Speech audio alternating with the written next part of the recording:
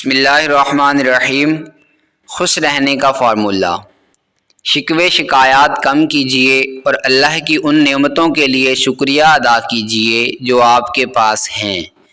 اپنے مسائل کے بارے میں کم سوچیں، مسائل کے حل کے لیے پوری کوشش کریں، نتائج کے بارے میں فکر مند نہ ہوں۔ صرف اتنی ذمہ داریاں قبول کریں جتنی کر سکتے ہوں، اپنی شقت سے زیادہ کام لینے سے گریز کریں۔ اپنے لیے بھی وقت نکالیں، اللہ تعالیٰ سے باتیں کریں۔ اپنے ارد گرد کے لوگوں اور گھر والوں کو خوش رکھنے کی کوشش کیجیے، آپ کو بھی خوشی ملے گی۔ دوسروں کی برائیوں پر نظر مت رکھیں اور اپنی اصلاح کی کوشش کرتے رہیں۔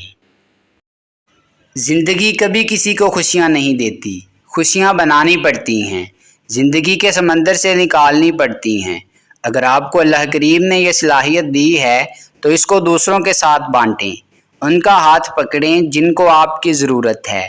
ہو سکتا ہے محشر کے روز آپ کی خوشی کا سبب وہ لوگ بن جائیں جن کی خوشی کا سبب آپ دنیا میں بنیں۔